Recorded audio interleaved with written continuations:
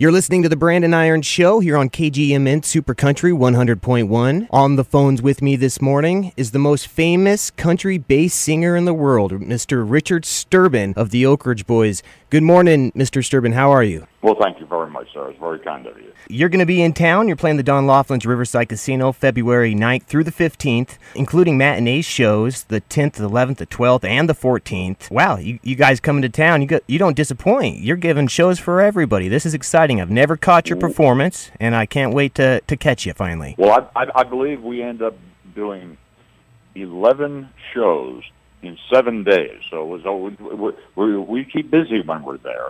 And it's become a tradition over the years. You know, we play the Riverside Casino every year about the same time. Our fans, you know, plan their vacations around this week and come and spend the whole week in Laughlin. We've also developed quite a local following as well. You know, on the Arizona side as well as on the Nevada side, and even people in California. You know, come to Laughlin and see our. So it's going to be a great week. And as you said, it's February the 9th through the 15th. And, you know, several days that are going to be matinees, 3 o'clock shows, as well as, you know, the evening show. So we're going to have a busy week, but it's going to be a great week. Man, it's incredible. There's a hum in town. Everybody knows you're coming, sort of like you were just saying. You do. You have a cult following here in the area that are planning their vacation time around your shows coming to the Riverside. That has to make you feel great. Yeah, it really does. You know, and just about every show will be completely sold out, and we anticipate, you know, once again, another great week. Now, this is your 40th anniversary together. Actually, it's 41 years now. You know, it's hard to imagine. You know, I think if you would have asked any one of the four of us 41 years ago, if we thought that here 41 years later, we would still be doing this and doing it at a high level, I don't think any of us would really have believed it. But here we are. We're still going strong. We're still having a good time. And I think one of the main reasons we're still doing this is because we love doing what we do. You know, we're still having fun doing it. We look forward, you know, every night to take our music live on stage to our fans and to our audiences. And Laughlin will be no exception. So we don't plan to retire anytime soon. You know, like I say, because we're still having fun doing this. And so, you know, I think we have to be realistic. You know, nothing lasts forever. But as long as we keep enjoying good health, we're going to keep doing what we do. Now, you joined the band in 1972. That is correct. Before that, you were very successful. You were doing a lot of work with JD Sumner. Why did you leave JD Sumner and join the Oak Ridge Boys? How did that story happen? Well, you know, I was actually singing with JD Sumner and the Stamps Quartet, and I was actually singing with Elvis. You know, I was actually singing with the king of rock and roll. At that time, it was probably the biggest tour in the music business. And but just one day, the Oak Ridge Boys called me up. William Lee Golden called me up, and I was a big fan of the Oak Ridge Boys. And when he offered me the job, there was very little hesitation on my part. You know, I told him, I said, I'll give me a little time to think it over, but I'll call you back tomorrow. You know, but I knew right away I was going to take the job because I was a big fan of the Oak Ridge Boys, and I really wanted to be a part of the group. I felt like the group had a great deal of potential, and obviously history reveals that I made a pretty good decision right there. You know, a lot of people questioned my decision. You know, how could you leave Elvis? How could you leave, you know, the king of rock and roll and join the Oak Ridge Boys? But I believe in my heart I was doing the right thing, and it turned out to be a pretty good choice. Now, getting to hang out with Elvis, did you ever get to go to Graceland? Yes, sure did. I had a chance to go there. I actually spent the night there, you know, with Elvis. So it was pretty amazing. Oh, wow. That would have been a great experience. You did put out a very cool documentary called From Elvis to Elvira, My Life on the Stage. How was the book selling? Well, the book has done very, very, very well, and I think, you know, if you are an Elvis fan, you'll really enjoy the book because there's great Elvis stories in there. If you're an Oak Ridge Boys fan, you'll love the book because there's great Oak Ridge Boys stories in there. And it basically is my personal story. And if you get the book and you read it, you get a chance to know me personally, a lot better. I go back to my childhood days when I was a boy soprano, if you can believe that. And I talk about my voice changing when I was in junior high school, and then I talk about all the times I spent with Elvis, and a lot of good Oak Ridge Boys history is in there as well. So I think that it's a cool title, Elvis, from Elvis to Elvira. And if anyone's interested, just go to oakridgeboys.com, and you can buy the book there.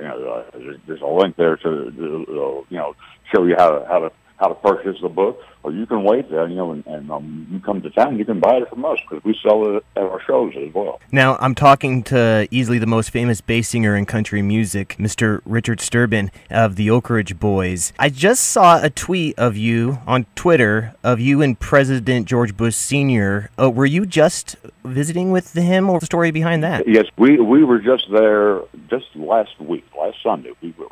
A week ago from yesterday. We were playing in a place called Galveston, Texas, and we play there every year at the Opera House. It's a great place. After the show, both Barbara and President Bush were fighting colds or bronchitis or something, so they couldn't come to the show. So we went by and we visited with them, and we went to their house right there in Houston, and just spent some time visiting, and we actually sang a gospel song for President Bush. He loves to hear us sing gospel music, especially.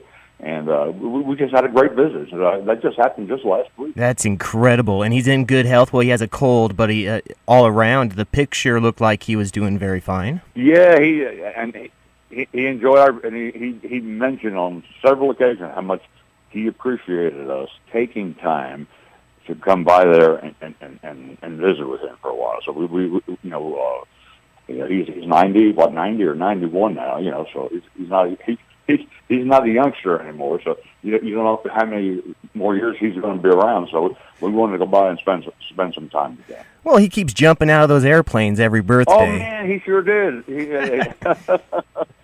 He ain't scared of nothing. We just received a live album of the Oak Ridge Boys. Now, you guys took a long time to finally put out a live album. Well, you're right about that. It's something that we have wanted to do for a long time, and it's something that our fans have been asking for. Our fans have told us, we love you guys, we love your music, we love your records, but you're so much more exciting live.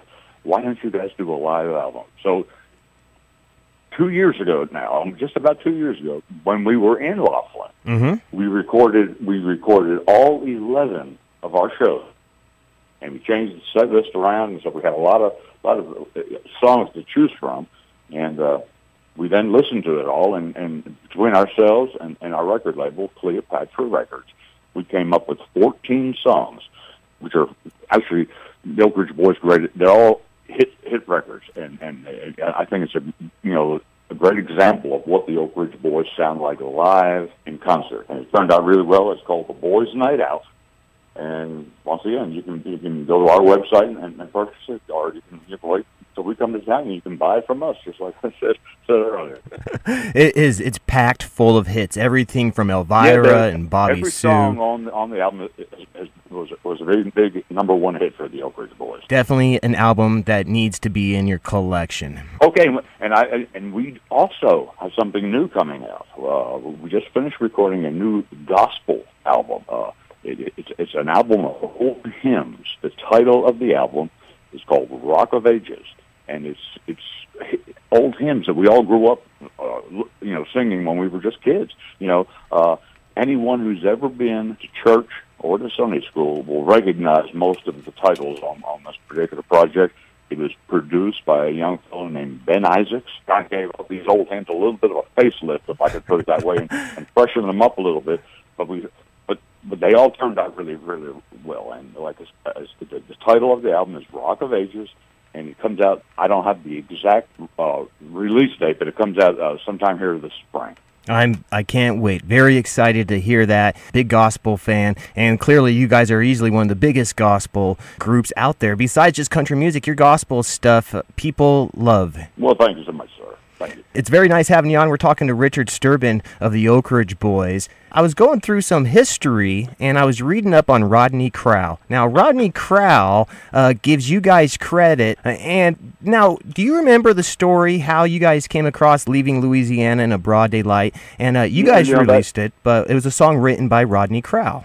It is. It absolutely is. And it, the song was actually recorded several times before we recorded it. And I think we heard the song on an Emmylou Harris album, and it impressed us so much. And our producer, Ron Chansey, we listened to it, and we just felt like it was just a natural song for the Oak Ridge Boys.